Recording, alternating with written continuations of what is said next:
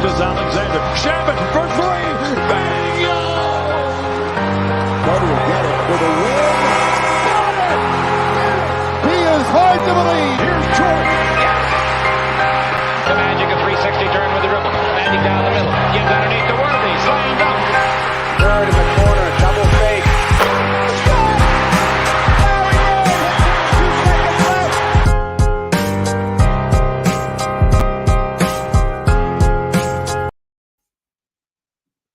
What's going on, guys? Welcome back to Dime Dropper for Game 1 post-game recap 2022 NBA Finals.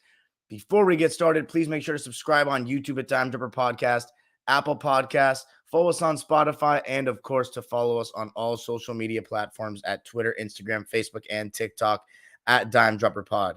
For tonight's episode, one game, of course, we're at the finals. Oh man, not that many better times of the year than this. The NBA Finals, if you're a basketball fan. Apologies for going live a little bit later than I thought tonight. Had some friends over for the game and got caught up with some bullshit in the fourth quarter. So I had to actually go back and rewatch clips of it just to make sure my analysis was on point because, you know me, I'm only trying to give you guys the best and not trying to talk out of my ass here. So game one at the Chase Center. We know all the storylines. I talked about it in my last live. Celtics obviously playing a non-Lakers team in the finals for the first time since '86 when they played the Rockets. The Warriors back in the finals for the first time since 2019. And I tweeted today, this series kind of gives me 2019 vibes in the sense that the Celtics have a team that kind of reminds me of the Raptors in the sense that they have a lot of switchable wings and length and very defense first. And it's just an unpredictable series. Although in that series, we had the is Kevin Durant coming back thing that was being held over everybody's head all series. So this one is a little bit, I wouldn't say easier to predict, but you're more comfortable with your prediction going in the series because when you have an injury lingering like that and what if he comes back or if he comes back kind of situation like we had in 2019, it can get hard to predict. But as I said, I'm going to go with Warriors in 7 and I'm going to stick with that pick. But tonight was not a good start to that. The Boston Celtics coming in and stealing game 1 at the Chase Center with a fourth quarter flurry of threes. Unlike, I don't know if I've ever seen a team steal a game in the finals like that with a flurry of threes the way they did out of nowhere. It looked like the Warriors going to ride it home. But let's talk about it. We'll start with the first quarter. One thing I was really looking at to start the game was how would the Celtics look? They showed the graphic of how many finals games the Warriors have played as a squad combined, like over 100, shades of 91, where the Lakers came in after a decade of going to the finals, and Jordan and his Bulls were the new young guns on the block that hadn't been in the finals. And in the beginning, the Jays seemed very rattled, especially Jalen Brown. Klay Thompson almost stole the ball from him like 3 times. I could see it in his body language. It would look like he was getting to him. Jason Tatum airballed his first shot, like an almost open 3 he always makes. So that showed me nerves. And the Warriors, being at home, being there before, Curry, Thompson, Draymond, they looked a little bit more prepared for that moment, those first couple of minutes. But what really eased the Celtics was Marcus Smart and Al Horford making threes to start in the first quarter, just the first couple of baskets. And that would be the beginning of what would be a theme throughout the game of Al Horford and Marcus Smart hitting threes because the fourth quarter was something else. However, the first quarter was really about Steph Curry. Both teams, I'm looking at the defensive strategies for both teams. The Celtics, they're going to switch basically everything. Al Horford and Rob Williams are not going to switch everything in terms of on certain guards like Curry. So the teams that the Celtics have played, Kevin Durant, Jimmy Butler, Giannis, they're more wing forward players that their best player, the best player on each team. The Warriors are a little different. Jordan Poole and Curry are probably the toughest 2 guys to stay in front of, and they're guards. So Al Horford and Rob Williams, you won't be seeing them switch onto those guys. Warriors, on the other hand, switching a lot, especially with Kevon Looney, who I thought did a pretty good job overall, especially in the first quarter of staying in front of Jason Tatum and Jalen Brown. But Steph Curry in the first quarter was just awesome. showing to me, it looked like I'm ready to win Finals MVP. I'm ready to make a statement. Hitting threes left and right. I think he had a record for most threes in a finals game in a quarter, 6 of them in the first, 21 points in the quarter. Any glimmer of daylight that he got, he was putting up the three. There was even one where he shot it right over Grant Williams in his eye. 21 points in the first for Steph Curry. But the Celtics did a pretty good job of weathering the initial storm and making it only a 4-point game going into the second quarter. I thought Jalen Brown in the second quarter made a couple pull-ups that kind of eased his nerves just a bit. Jason Tatum was making plays despite the fact that his shot wasn't falling, and I thought he was starting to get in his own head a little bit as well, kind of forcing things and taking tough shots and sometimes trying to bait for fouls. But he made some good plays, some really good kickouts that led to the role players making threes. Derek White came in and hit 2 threes. Peyton Pritchard even came in and hit a 3. You saw Daniel Tice play for a little bit, and that was very short-lived. He only played 6 minutes. But so the rotations for the Warriors, Steph Curry plays the whole first quarter. He plays the whole third quarter. He sits out to start the second and fourth quarter. And I actually thought the first unit or the second unit, in the beginning of the second quarter for the Warriors, it was Otto Porter, Jordan Poole, Klay Thompson, and Andre Iguodala, who we saw tonight for the first time in a while, having his championship experience. And I actually thought he was pretty good. The fact that he made 3 shots out of 4 and 2 of them were jumpers, I was pretty impressed by. And Otto Porter, I thought in this stretch in the second quarter was really good, picking and popping for threes, making good defensive plays. And I thought Jordan Poole, even though defensively he's the weak link, was making plays in this first quarter or first half, getting to the basket, had some really nice plays in pick and roll, passes in pick and roll. This one pass he made with his left hand was so ridiculous. I don't think he got an assist on it because the Warrior missed the open 3, but beautiful pass. And I thought he gave him a little bit of a boost. And the Warriors were up by 6 points by the time Steph Curry came in. It was 47-41 after they'd made a little bit of a run. I think they had gotten it up to 7 points or 8 points, even without Curry. So they did a pretty good job of holding it until Curry could come back in at the 7-minute mark. But Jalen Brown started to get going, and that started to be a little bit of a difference for the Celtics. They couldn't have both Jays play poorly or shoot poorly and win on the road. Jalen Brown, 2 mid-range pull-ups one against Klay Thompson, one against I forget who, and then a nice seal in transition against Steph Curry down low. He got the ball on a layup, and they tied the game after being down by 10. Smart continued to look good. Made a shot with his foot on the line where I think Curry just kind of clearly landed or hit it, made contact with him on his landing space upon his landing, and Smart fell to the floor and did not get the call and even took Wiggins to the rack for a nice layup. Curry had 0 points in the quarter when he came back in. I think he only shot 2 shots, didn't shoot that many, but because he had been out for a while, he just didn't have that rhythm and he didn't regain it. So the Celtics went into the half up by 2, 56-54. In the second quarter, they outscored the Warriors 28-22, even though Tatum had not been shooting well, which made you think this is very dangerous for the Warriors. And part of this, I have to address it, especially when Kevon Looney and Draymond Green are on the floor together. That's 2 guys that are not going to create their own shot, but they also can't shoot from the foul line and past or foul line and further. And I know what you're going to say. Draymond can, yes, but the point is the defense doesn't respect it. The defense doesn't respect Kevon Looney being a threat from beyond the foul line. The defense doesn't respect Draymond Green. So that means there are 3 guys that are going to be able to create shots for you. Klay Thompson, Steph Curry, and Andrew Wiggins in that lineup. So that's going to be a lot of them coming off screens, a lot of them trying to work off the dribble, and that's taxing. That's taxing. While the Celtics, they have 1 lob threat with Rob Williams. Yeah, he can't shoot past the foul line, but Al Horford, Jason Tatum, Marcus Smart, and Jalen Brown, you don't got to worry about that. And that can hurt them. And Draymond Green started off 1 for 6, but in the first half, I thought that he was doing other things well, and the Warriors were playing well, and Curry got off to his flurry. So it didn't really matter. But in the second half, when the Celtics really did start making shots, you started to really notice how much of a liability it really could be for the Warriors, because these are high-level teams with high-level defense. You're not going to be able to just get the easy back cuts and easy baskets and looks that you get against regular season opposition. So as I always say in the playoffs, all your flaws will be exposed. And I talked about it, I think, in the previous Live. If Draymond is not a threat offensively, they're not going to win the championship. They The last time Draymond was a threat offensively and they won the championship was 2015. He was able to get away with it because he had 3 nuclear weapons offensively on his team for 3 years. And guess what? When Kevin Durant went down, you best believe that that's part of the reason they did not beat the freaking Raptors, because the Raptors didn't have that liability. Norman Powell, Marc Gasol, Serge Ibaka, you name it, those guys that play for the Raptors, they can all hit their open shots. Draymond Green is not being respected. So the second half, by the way, shout out to everybody in the live. I see all y'all. Second half, though, funny enough, I'm saying this about the Warriors, they actually came out the better team in the second half.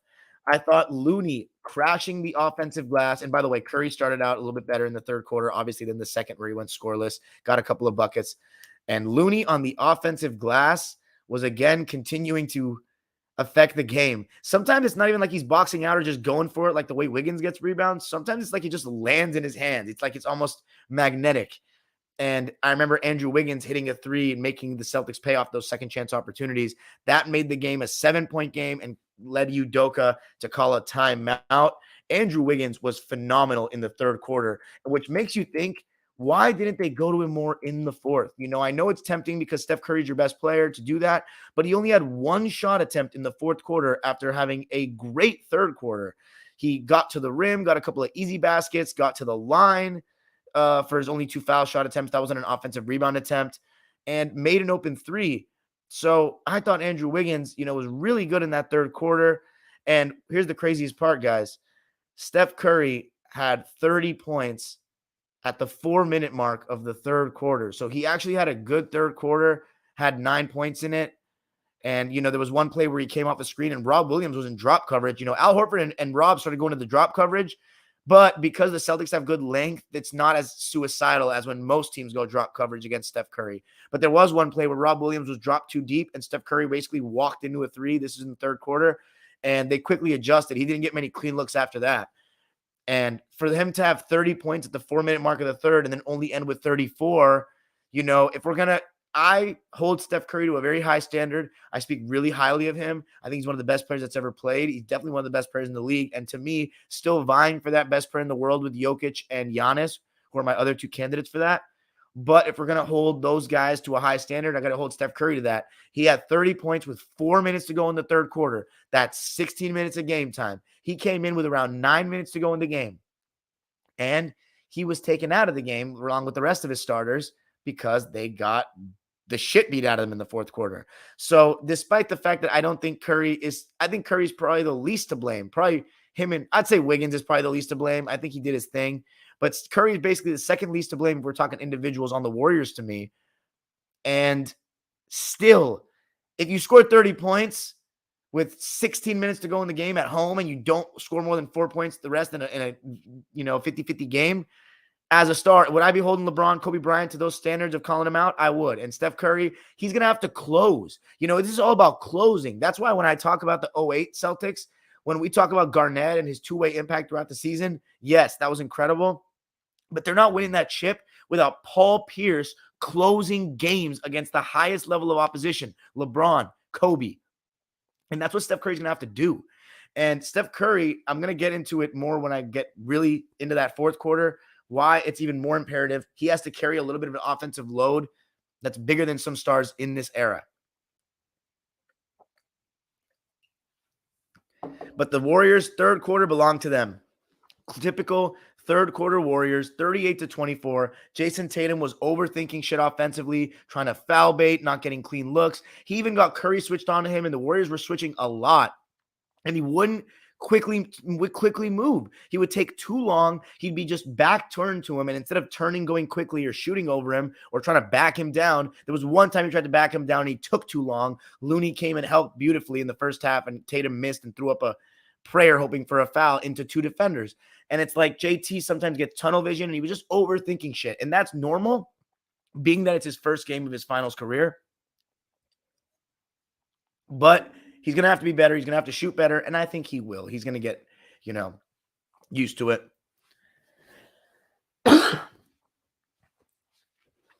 But another guy, third quarter that was playing well, Otto Porter, making his threes, making plays on the defensive end. Andrew Wiggins making plays on the defensive end. Poole still making plays. And the Celtics switching everyone on Curry, but not the bigs, as I said before. Warriors switching everything and also playing some matchup zone that was really flustering the Celtics, and then a little bit of 1-2-2 we saw in the first half. So 38-24 in favor of the Warriors in the third quarter. They went into the fourth with a 92-70 or 92-80 lead. And then we saw a fourth quarter that will be remembered very, very fondly by Celtics fans if they end up winning the championship, because 40-16 was the score in the fourth quarter in favor of Boston. A collapse of, sorry, Clipper fans, but Clipper-like proportions in the past that we've seen in this fourth quarter. I mean, wow. And it started with the Celtics offense. I think it was more the Celtics winning the game than the Warriors losing personally. It was a steal. It's funny because I wouldn't even say they were hanging in there. They were down 12 points, which is nothing in today's NBA, but still, it's not like they were taking a bunch of momentum going into the fourth quarter. Steph Curry had his break, which he was going to have. Now, I do think that Kerr needs to play Curry more than 38 minutes. You know, he got taken out at the end, so he probably would have played 40 had the Celtics not pulled away. But if you look at the Celtics minutes, Jason Tatum's playing 42, Jalen Brown's playing 38. I think Curry's going to have to play 40 minutes at least in every game, and he's going to have to play a little bit more going forward. But that being said, in the fourth quarter, it was mostly just Jalen Brown getting going. You know, he had a contested mid-range to start the quarter. Then he had a contested three over Jordan Poole. You know, the Celtics going to look for Poole in the pick and roll, and he did not have a good fourth quarter, Jordan Poole. A turnover, ball pounding a little too much, and his defense was a little suspect. And then on the very next play, Jalen Brown got by Otto Porter and threw a lob to the Time Lord, who, even though he played 24 minutes, I thought Time Lord was good. You know, he protected the rim fairly well, collapsed nicely, and, you know, had 8 points on 4 for 4 shooting. So just stuck to his role. But that made it a 5-point game and led to a Steve Kerr timeout. He got Steph Curry right back in the game. And sadly, even when Steph Curry came back in the game, even though he had 2 buckets, the bleeding did not stop. It got far worse. Otto Porter had a couple defensive errors besides the getting blown by Jalen. 2 times he overhelped. One where I saw Jalen Brown trying to drive to the basket. Klay Thompson was on him. He stopped him in his tracks, got Jalen to stop his dribble. Otto Porter came and helped, and they swung the ball, and it was an open 3 for Derek White. And Derek White hit 2 threes in a row. One open, one contested to tie the game at 103 over Steph Curry. And when Otto Porter overhelped, I saw Klay Thompson and he said, stay home. He looked at his teammates and he made this motion. That means stay home. And Otto Porter overhelped twice and got burned. After a really solid first 3 quarters that he played, he did not play well in that fourth quarter to me. And he only got, you know, he didn't even get a shot off in the fourth quarter.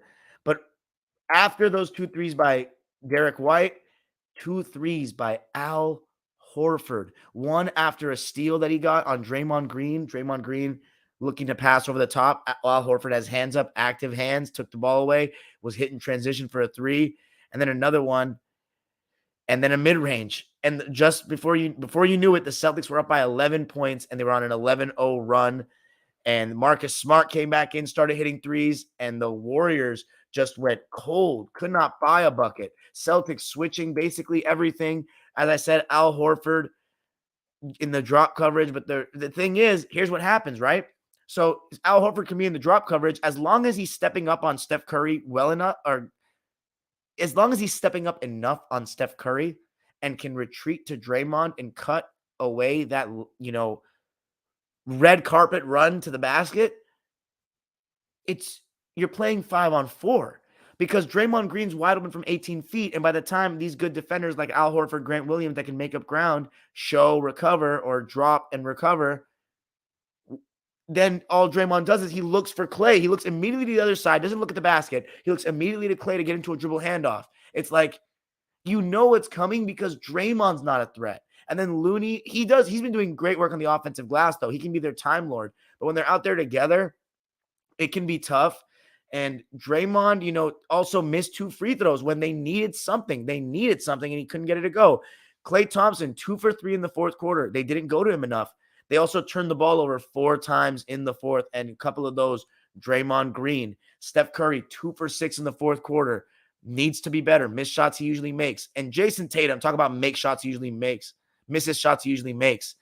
Open for 3 countless times after Jalen started getting going late third quarter and the whole fourth quarter, and just could not buy a bucket. It was insane. He's just not gonna miss those going forward. A lot of them were long, but he's just not gonna miss that many.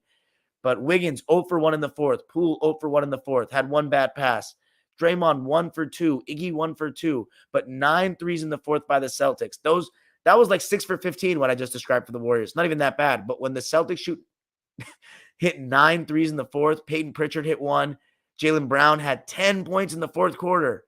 It was just a flurry. And Curry's going to need more offensive help, but he also needs to do a better job in the fourth quarter. I mean, 2 points after with 16 minutes left in the game, or 4 points, I should say, with 16 minutes left in the game, ain't going to cut it. But the Celtics, you look at the stats tonight, right?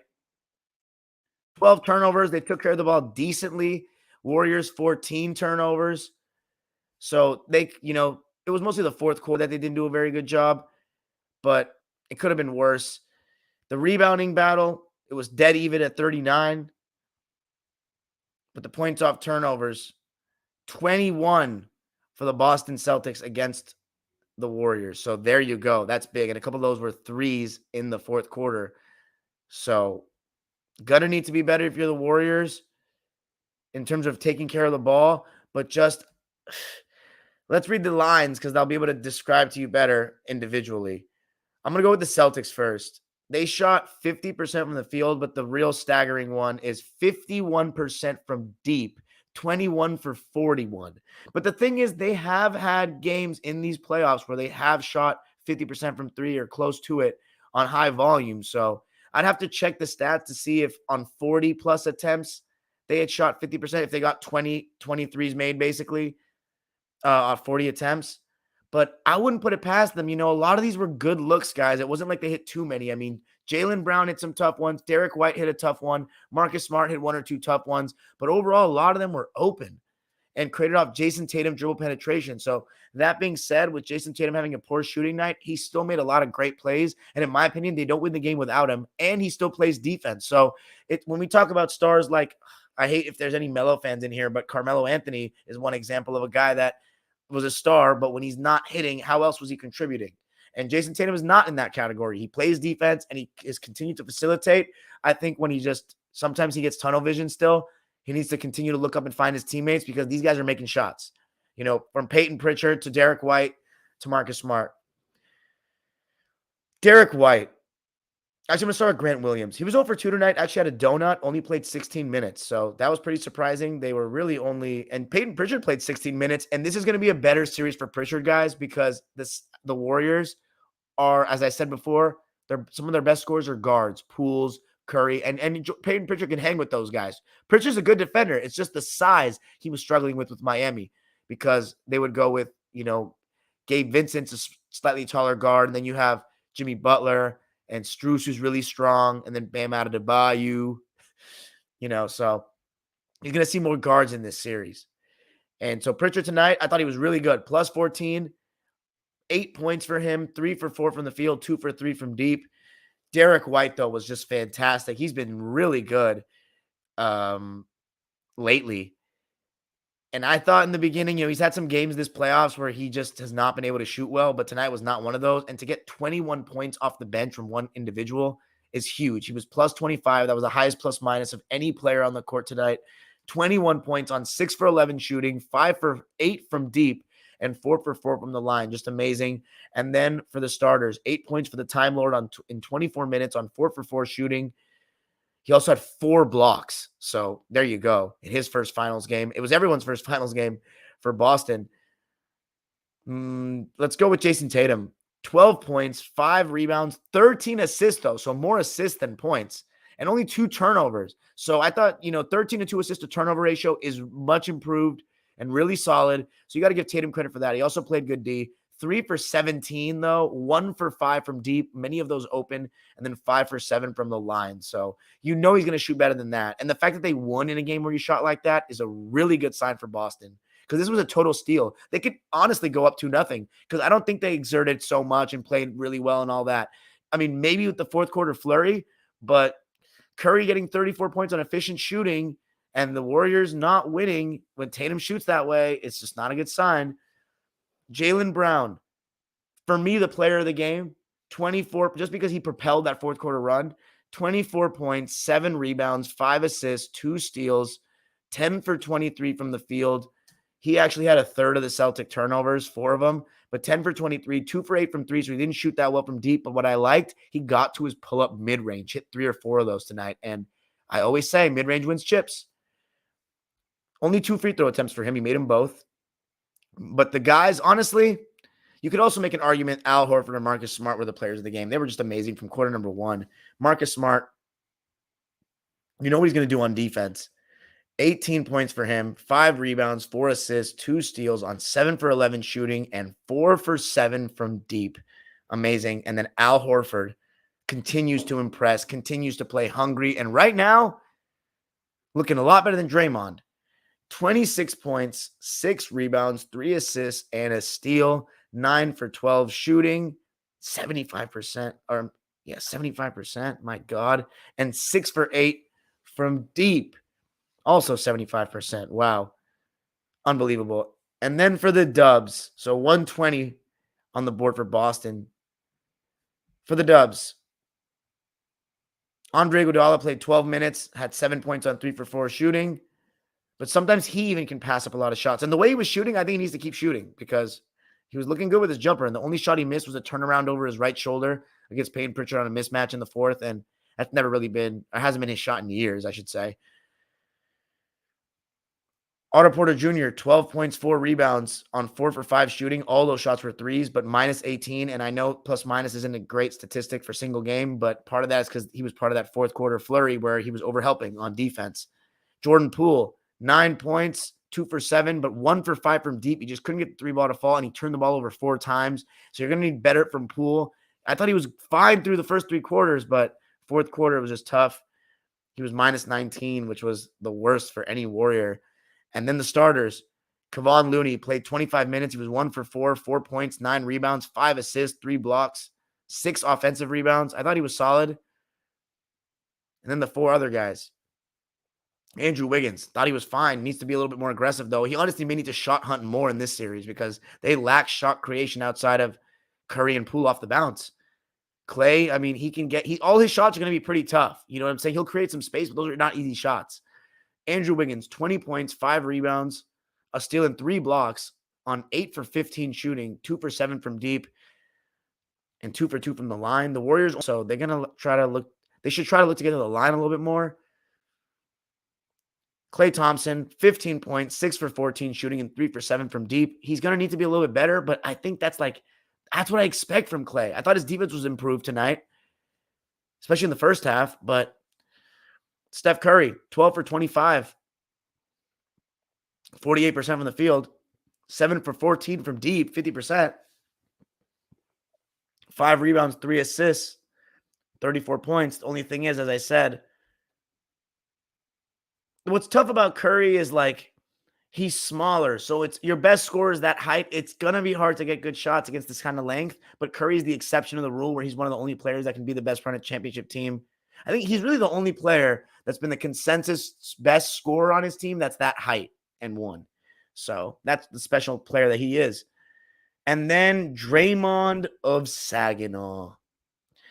4 points, 11 boards. So he did a good job in that department. 5 assists, 2 steals, no blocks, 3 turnovers, 2 for 12 from the field, 0 for 4 from deep, and 0 for 3 from the line. The Warriors as a team shot 44%, and from deep, they actually shot really well, which is another bad sign if you're a Warriors fan. They shot 42%, 19 for 45, and still lost by 12 points. So this is what I got to say before we end it and go to the live subscribers. Draymond Green. This dude does the most talking. Gonna be a Hall of Famer, most likely. one of the best defenders in the history of the game, in my opinion, the best defender of this era.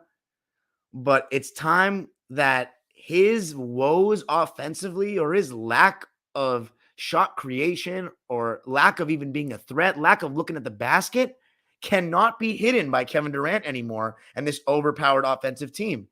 Now, especially when he's on the court with Looney, a more traditional center, he needs to be a threat. Even back in the day, power forwards from foul line and 10 to 15 feet could have that shot in their repertoire. He has no confidence in that kind of shot at all. He's missing open threes. Curry will create a wide open shot for him. If he was a decent shooter if they're in drop coverage, because Curry draws 2 on every screen. But when he's not a threat to shoot, it makes things go back to square one. Now they're going to draw a dribble handoff. Now they're going to throw 2 at the guy that's coming off the handoff, that's getting the ball. And Draymond's going to be open for that short roll. Sometimes he'll get that opportunity to make a 4-on-3 read with the red carpet, nobody in front of him. And if he gets the ball deep enough, then the defense has to react. But that's not always going to be there. And now you're seeing it because the Celtics, they have one lob threat with the Time Lord. Draymond's not a lob threat. And they have shooters around him. And right now, that Draymond-Al Horford matchup is going to be very key. Advantage Al Horford. And I'm afraid Al Horford may just be better than him. Oh, yeah. The name is a lot. And I like Draymond Green. I've actually stuck up for him a lot in the past years, because I think he does things that go beyond the stat sheet. His leadership, his passing. He lets Steph Curry thrive off the ball and all these guys. But at some point, how can you be in the NBA and not be a threat to shoot the ball at all? You're getting paid so much money and you can spend hours in the gym, and you have been a decent shooter in the past, and you can't even shoot a open 10-footer, a 12-footer with confidence? Embarrassing. Because I get mad at myself, and I'm not even a fucking D1 player, when I miss an open 3 and pickup. An open 3. I hold myself to a standard every open 3 should go, let alone mid-range. And he's not even looking at the basket. And he wants to go, oh, you're going to make a podcast about it tomorrow? Podcasts during the finals should be for guys sitting on their couches like me, not you. I hope he takes a little tea break from his podcasting during this finals, because all this guy talking up a storm, critiquing everybody, why don't you go work on your jump shot? Because the thing is, even if he's working on it, I'm not seeing any production in the games, and this may cost the fucking Warriors a title. Let's keep it 100. Because I like Draymond, but ever since he joined Clutch, man, he's talking way too much. He's over here talking about, oh, LeBron this, cool. Over here making tweets last year about the Lakers. Like, bro, where's your jump shot at? On All the Smoke a couple years ago in the pandemic, he said, I want to get back to shooting 40% from 3. Oh, really? What are you doing, partner? Hey, but you know what? I'll catch your next podcast. I'll see you guys for game 2. Warriors, it's going to need to be much more help from them. Clay's going to have to score 20. Poole's going to have a party. That pool party needs to open back up, because right now there's nobody attending that pool party. And Draymond Green, man, Jesus. Drier than the Mojave Desert right now with that dude. 2 for 12. Do better. Great win for the Celtics. Huge. You got to feel good if you're Boston, man. They could easily go up 2-0. All the pressure's on Golden State now. Need a huge performance, probably again by Steph. He can't afford to have inefficient shooting games in this series, in my opinion. We'll see. Going to be fun. I really enjoyed it. Thanks for joining me tonight, guys. Now we're going to go to the live subscribers waiting oh so patiently in the chat. Super chats are turned on if you want to drop $1 or a dime. Make sure to leave a comment and a review. Let me know what you think. I'm always taking constructive criticism. Oh, man. Do we only have 3 more games left? 3 more recaps left this season, gentlemen, for our second full season of Dime Dropper? I don't think so. We're definitely going to see a series that goes 6 minimum. Peace out, and I hope the Dubs bounce back. Oh, God damn it. I was trying to make it to the whole live without coughing, but I just happened to cough. Ugh, my throat gets dry, guys. Let's check the comments. What's up, Dime? Says Kyle's takes. It's just one game, and it ain't the end of the world, but this game was pretty bad for us Dubs fans. That's facts. Daniel Clifford says, what's up, Dime? What's up, Daniel? That's my man. Kyle's take says JP was very bad today. Needs to be better next game. Okay, very bad. I thought he was solid. I thought he was okay. But, maybe I missed some things, from Warriors fans. Jake Burns, my boy Jake Burns out here in the chat. When's the next drop, my guy? I still haven't bought some merch, but trust me, I will. Like, you know what I'm saying? I'm not trying to bullshit you, be faking all that on that energy. I'm definitely trying to cop. Jordan Francis says, hey, Dime, I picked the Celtics to win in 6. What's up, Jordan? And your pick's looking pretty good so far. Daniel Clifford says, Jake, what's good? And it says, what's good, fam? Kyle's Take says, will you bank on Smart, Allen White shooting the way they did again? I mean, the thing is, if they get good looks, man, why not? They can all hit open threes. My boy Uzair Khan, what's going on? My guy Clipper Nation in the building says, hope you enjoy the game tonight. Probably best game in like a month. Hey, man, you didn't enjoy Game 7 of the Heat Celtics? Kyle's Take says, I swear if we lose to another player who just became a father, Fred, and now White. Yeah, dude. My boy, Coach Million, Validation, who was on I forget what game we talked about it. What recap he was on. But he talked about Derek White becoming a father, and now it could be the Fred VanVleet.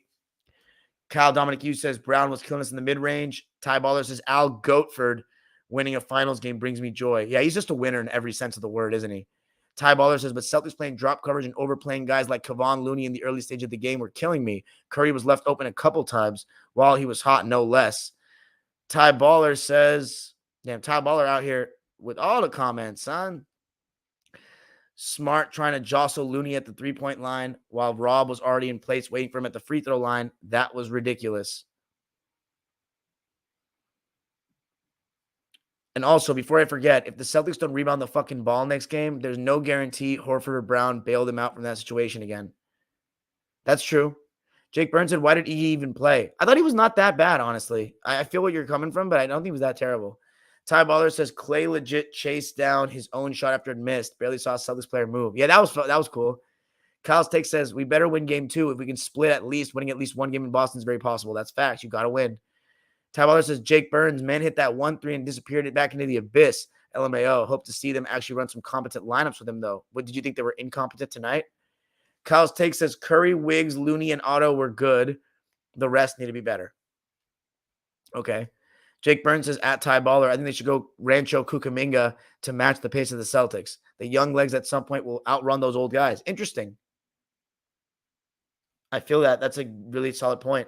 Terminator 92, my boy, what's up? Says the Warriors got used to facing cupcake teams like the Grizzlies and Mavs. They underestimate Boston. They better start taking them seriously. Otherwise, it's going to be ugly for them.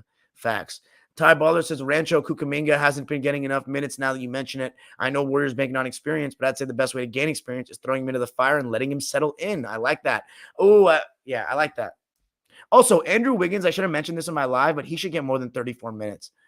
He should be getting played 38, 40 minutes. He's in the prime age of his career. They need him to guard. You know what I'm saying? They need him to guard.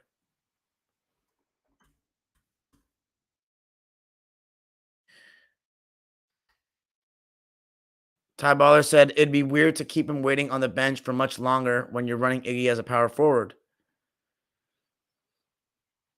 Yeah, fair enough. Terminator 92 says, all that front running they did facing them. The same thing happened to them in 2019, coming off them being the trash Blazers in the Western Conference Finals, and they ended up getting their asses kicked by the Raptors. Okay, but what about they beat the Rockets, though? And that was a good team. And they didn't have Klay Thompson in Game 3, which is a relevant thing. And obviously the end of Game 6. Jake Burns says, just let the kid play. His pace is needed. Terminator 92 says, Al Horford is greater than Draymond Green all time as a defender and all-around player. Damn. Ty Baller says, Daddy Derek White really changed momentum in the third. He hit that 3 and saw the energy picking up. Daddy Derek White. Al really killed us in today's game, just like how Marc Gasol killed us in 2019 Game 1. Great memory, says Cal's Takes. Jake Burns says, Draymond offensively handicapped fam cannot win playing 4-on-5. Ty Baller says, Father Fred VanVleet and now Daddy Derek White is the secret to competing with the Warriors to have a kid before the series. Draymond legit is an offensive liability. When you have the entire defense playing off him at the mid-range, he doesn't take it. That's bad. Also, Al hitting those shots with the set form he putting on for all the big men who don't lift off the floor much when they shoot. I like that. Kyle's Take says, the C's even out-assisted us. We win the assist battle like 95% of the time. Jake Burns says, me, LMAO? What'd that mean? Jordan Francis says, my brother is a Lakers fan and my other one is a Heat fan. So they want the Celtics to win because they hate the Warriors so much when KD joined them. If your brother's a Lakers fan, he should not want the Warriors to win. This is sacrilegious here. These Laker fans that are rooting for Boston, oh my God, man. I told you, jump in the Venice canals. Like, you're just, it's gross. You're tarnishing decades of battles. If Jerry West knew you were rooting for the Celtics, man, he'd say, maybe I shouldn't have drafted Kobe. No, I'm just kidding. But still, seriously, though, you're disgraceful to your Laker fan base. BFNS23 says, yeah, if I'm the C's, I'm forcing Draymond to turn into Game 7 2016 Finals Draymond every game. You're going to have to score the ball, bud. That's fact. I mean, they're doing that, right? They're doing that. Terminator 92 says, this has always been a problem throughout Steph's career. He starts out red hot and ends up cold. Interesting. Kyle's take says, so weird to hear Laker fans rooting for the Celtics. No, my God. Here we go again. BFNS says, thank you, bro. All Golden State fans act like only Braun fans hated that KD joining Golden State move. No, anybody who loves competitive basketball hated that move. Well, first of all, if anybody shouldn't hate that move, it's LeBron fans. Because even though it's not exactly the same thing, it would have never happened had LeBron not gone to Miami and taken an easier way out by joining up with other stars to build a team that he fucked with because he didn't like his small market situation. But everybody wants to blame KD because he took it to the extreme. You set the tone, brother. And I never acknowledge this as a Bron fan, but that's called maturing. You know how they always make those corny-ass tweets? Maturing is realizing blank. You know what my moment was? Maturing is realizing that Kevin Durant just took what LeBron did to the extreme, and if I need to be mad at someone, be mad at LeBron for setting the wheels in motion. Because Kevin Durant once said, let's go back to being competitive. But you know what? He said, oh, he did it. I'm going to do it. He wanted all the smoke. He talked about it. So, you know, and here's the thing. LeBron was trying to get Kawhi when the Clippers were trying to get him. So you were trying to get Kawhi, AD, and you. You're willing to stoop to the lowest levels there, brother. And I remember, quote, I'm always recruiting. Okay, LeBron Apari. Whatever. Jordan Francis says, yeah, my brother Randy wants the Celtics to win because he hates the Warriors. Ugh, that's so Gen Z. I'm sorry. I like you, Jordan, but that's so Gen Z. Terminator 92 says, start out 6 for 8 from three-point in the first quarter, shoots 1 for 7 3-point the rest of the game. Yikes. Jordan Francis, we picked the Celtics to win in 6. BFNS 23 says, a lot of Braun fans are Laker fans now and hate Golden State more than loving the Lakers. Those are not, yeah. Ty Baller says, Terminator 92 says, Ty Baller says, Terminator, that honestly was the tale of this entire season. Remember when he was the unanimous MVP leader? The record came into grasp and man went ice cold for a while. Oh, man. BFNS 23 says, I'm one of them. I'm a Braun fan, but I'm rooting for Boston. Go Tatum. Ty Baller says, people thought this would be his third MVP season before it all came to shambles. Dubs losing like Amber Heard. BFNS 23 says, all my cousins were so loud before this series talking hella hot shit about the Golden State in 5, and now they can't answer their phones. Golden State in 5 is delusional. Daniel Clifford says, I feel like the start of this game was horrible to watch, even though Steph went 6 for 7 for 3. Both teams were just out there chucking. I mean, isn't that the NBA these days, Daniel? I mean, I don't know. Is there I just have gotten used to it at this point, sadly. Ty Baller's saying to BFNS 23, it honestly makes more sense for Braun fans to root for Boston. If Curry gets 4 rings, the accomplishments agenda will start to spur up with Curry Braun. Listen, man, I love Steph Curry, but he's not LeBron, man, because LeBron's held to a standard, I think, subconsciously with people a little bit higher. And LeBron, the thing about him is he can get those easy buckets. Size does matter. I hate to say that because I'm a smaller guy. That was a smaller guard growing up, but size does matter. If I was 5 inches taller, oh my goodness. Let's not even get me started, man. I'd be able to drop buckets on everybody in this chat. That's for damn sure. Ty Baller says, and kind of surprised no Laker fans are a bit hostile towards the fact that some people are leaning towards Curry giving the edge over Magic. Ding, ding, ding. One of the things you cannot say on this channel, do not give me that Magic Johnson shit. I don't want to hear it, okay? Even if Curry wins the championship, I don't want to hear it because it's just not a thing, man. It's just not. Oh, man. Curry looked like he had a nice iconic finals performance there tonight, but it slipped out of his fingers. Magic. Here's the thing. Not everybody could shoot back in the 80s, by the way, but Magic can get you easy baskets, can post up. That's a difference. People don't, the modern fan does not care about the post game anymore. It's all about the threes. So what you don't understand is post is more reliable when you're fucking 6'9" with a hook shot with either hand. But, you know, people don't know these things. Some fool was getting personal with me on Twitter today, talking about Steph is better offensively. Steph is better than Magic. Magic's top 20, not top 10. And, like, just wasn't accepting, you know, the differences in the game. It was ridiculous, man. People are just so ignorant. Ignorance is bliss. By the way, you guys like my Hakeem shirt? Shout out to my man Hakeem, the Muslim god. Finals MVP 2 times. BFNS 23 says, Ty, they've started those talks already, and now I have the highest respect for Curry, but even if they win this chip, he hasn't done enough to be seen in the same light as Braun and Magic and Larry Bird.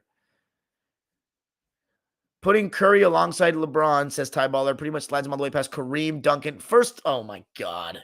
Get out of here. Ty Baller says, good point about Draymond and his famous quotes. It seems that he's more skilled at his podcast analysis than shooting an open midi. He definitely is.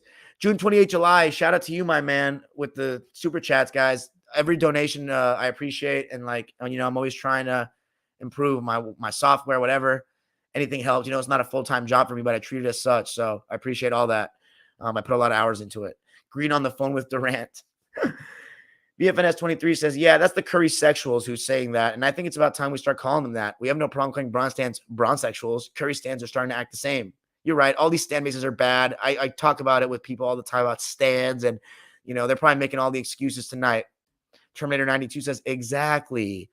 Kyle's Take says, I don't know. Oh, my God. The bots have entered the chat. Where are my mods at? My moddies have not been in the chat lately, man. Who are my mods? Seth Clifford and Maniac Lane. Maniac Lane is past that guy's bedtime. I forgot realizing how young he was. Hey, Kyle, you want to be a mod, bro? You're in here every fucking night. I want you to be a mod. You can mod this chat, remove the bots, all that nonsense. Talk to me about it. Because I think you could be a good mod. Terminator 92 says, oh, my bad. I forgot to say this. I don't know if you mentioned it on recap, but JP was terrible on defense. I did. I said they were attacking him on D and he was having a tough time. Terminator 92 says, it's refreshing to meet a Warriors fan that's actually smart and rational to communicate with. Are you talking about anybody in particular? Ty Baller says, it's crazy how we have Curry sexuals, Harden sexuals, don't have Duncan sexuals. Yeah, it's so funny, man. Poor Tim Duncan. He just didn't have that swagger, that charisma, that likability, that excitement to his game. But, oh, man, that dude was a bad motherfucker. He had bros screaming down the escalator at Staples Center, losing his mind. That's how great he was. Shout out to Tim Duncan, man. Have you guys seen his podcast with Raja Bell? It's so funny. He's like, his Wi-Fi's ass. Like, bro, how are you Tim Duncan, one of the 10 greatest players ever, made so many millions of dollars, and you have shaky ass connection? Like, you have some boof ass Wi-Fi. It's so Tim Duncan, though, to have some boof ass Wi-Fi. He's probably like, I don't go on my phone. Fucking Tim Duncan, dude. One thing I love about Tim Duncan, he's actually one of those guys that makes me laugh, because when he shows any sort of emotion, or like any personality, it's really funny, like Kawhi style. I remember when Robert Horry's like, he doesn't do anything all season, but then in the clutch moments, he just makes big shots. I started laughing so hard. Duncan never actually given attention. Oh, Terminator says, same with Celtics fans like Haitian. He's cool. Valid Haitian, my boy Coach Million. He's the man. You got to follow Coach Million, man. He knows so much about the game of basketball. He teaches me. He's sharp, man. He's too sharp sometimes for me. I got to get on. He knows these 90s series like the back of his freaking ass, man. Like, I need to get on that level. What about Weber's sexuals? Is that even a thing, man? If I had some Kings fanboy claiming to me the Kings would have beat the Spurs in the 2003 Western Conference Finals if Weber didn't injure his knee, that's always going to be a what if. Ty Baller says, Terminator, we need those. Chris Webber been in the abyss when it comes to recapping legends of the 90s and 2000s. Jordan Francis says, wow, Time, you know all team history and players from the past. This means you know basketball like than I do. What you saying, my guy? Dude, I just try my best, man. I'm always learning. You know what I'm saying? You can't be this is the problem with people these days, man. They think they're the smartest in the room. They don't want to learn anything. They don't want to have their perspectives challenged because the media has socially engineered these people's brains with certain narratives, especially when in regards to the past history of the game. People just are they think we're machines. They think we're iPhones. They literally think humans are iPhones, that like each species evolves. Like, bro, I was talking to some guy. It's like, you use the word evolution like we're evolved into a new species, man. Jerry West breathes the same air as me. I saw him at Staples Center this year. He breathes the same air. He's dribbling a basketball like these guys. It's just that he played with different rules. He's not some evolved, like Luke Kennard is not some evolved species of athlete like that, Luke Walton or Luke Ridnour even wasn't, or freaking Mike Reardon, if you want to get technical and go back to like the 70s and 60s, because I can sit here and name those role players. That's the funny part. Everybody's like, well, the average player like wouldn't even make a team nowadays. Who the fuck's the average player? Crickets. They don't know. They don't know the game. They don't know the history of the game like that. They only know the top players because that's all they tell you about. So no, I just try my best, but my problem is people always want to be the smartest in the room, man. If you think you're the smartest in the room, you should check out of the room, because you're not going to learn anything. What's the point? You want to just tell everybody how smart you are? There's always room to learn. Always. I can always learn from people, and I have a lot to learn. I don't know shit in my eyes, but that's the standard I hold myself to. So it's different. Jake Burns says, how do you feel about GB2 getting burned this series? Feel like they could really use him in transition and on-ball defensive pressure. Thanks for reminding me how much of a fucking bot I am for not mentioning that in the live. He was available tonight and he didn't play. So disappointing. He needs to play. I think he's going to be huge in this series. I was surprised he didn't, and I think that's a mistake. Maybe he just wasn't healthy enough yet. Get this spammer the fuck out of here. Okay, let me get that spammer out of here real quick.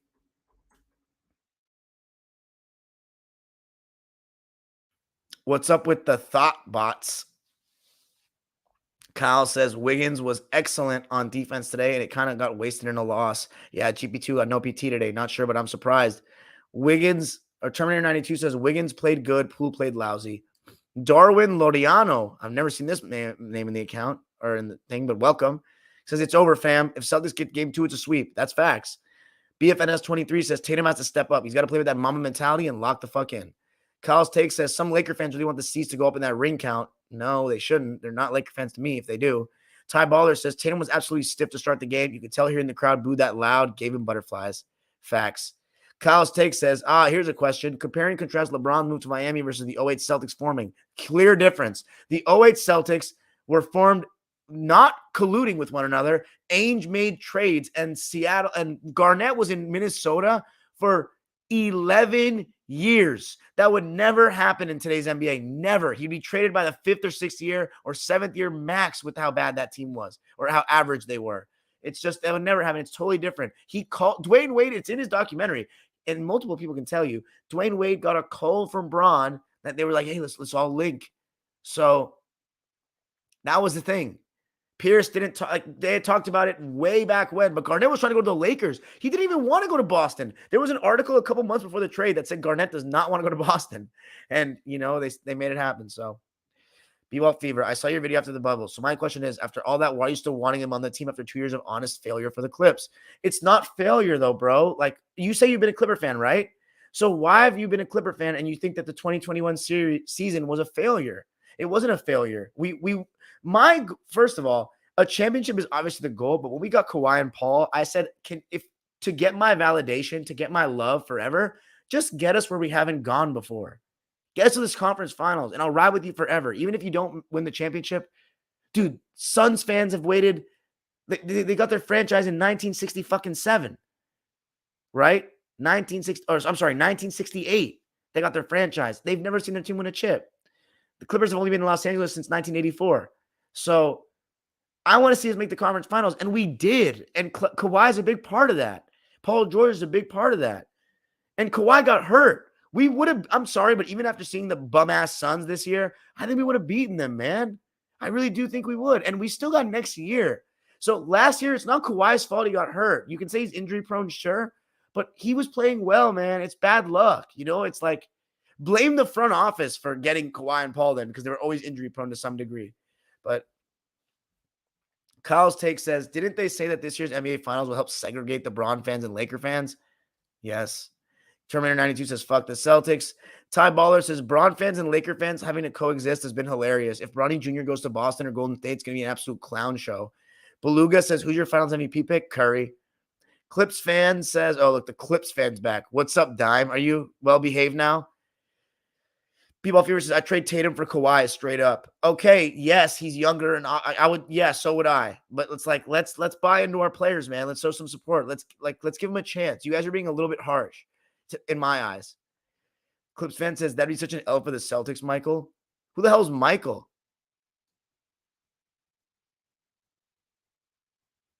Michael? B-Ball Fever, is that Michael George?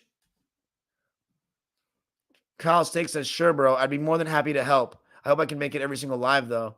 All right, let's see. How can I make you a mod? I guess I'll do it I'll find a way to make you a mod. Ty Baller says, that's true. Curry will never touch Magic and Braun. Can't believe some people are really trying to push that and call it facts. Kyle's take says, it's like Clay having a cracked phone screen back in the day. As a Curry fan myself, I really don't think Curry can reach Magic for number one. That's completely okay. When it comes to player rankings all time, that's subjective to each person. It's completely fine to be number two. Ty Baller says, I don't know why people see being second greatest as a slanderous accusation. Do they know how many people played in the NBA or play the game of basketball alone? Kyle's take says, if I'm a Curry fan, I still take pride. He's number two for most people's eyes. Ty Baller said, that should be something to look on positively, LMAO. Lowry is our franchise GOAT. He's not even a top 15 point guard. Yeah, probably not even top 20, bro. Yeah, breaking the top 25 alone is something to be applauded. Facts. You're spitting, Ty Baller. Cal Sticks says, bruh, with the exception of Lakers and Suns fans, who wasn't happy when the Clippers made the Western Conference Finals?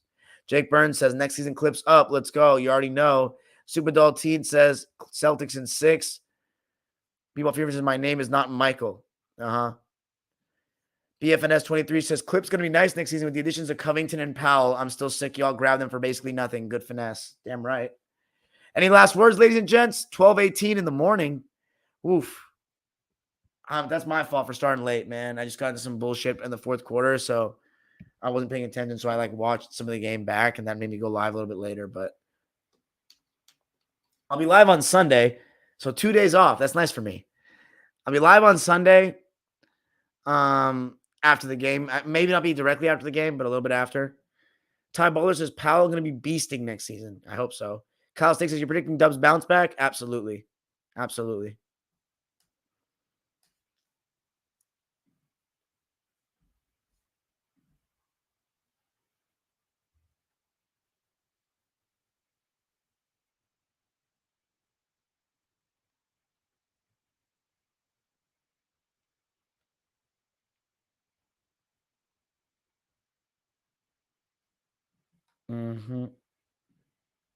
W stream. Yeah, I don't know. Why did that guy at Clips Takes call you Michael? He said that'd be such an L for the Celtics, Michael. There's no Michael in this chat. Kyle's Take says Dubs only lost game 1 thrice since 2014. OKC in 2016 and Raptors in 2019. BFNS 23 says only chance for C's to win this series is taking game 2. No, it's not. What? Jake Burns says throw up the W's. Hey, yo, guys, make sure you like the video and make sure you comment after it's done for the algorithms. Keep them high and keep them strong. Get this video a couple hundred views in the morning. Comments. Make sure not to forget. Comments after the video.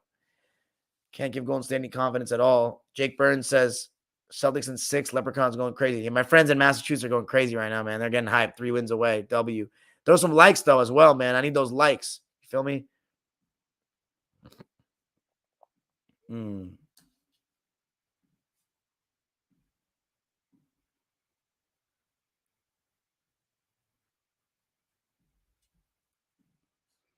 Appreciate y'all, man. Have a great night, everybody.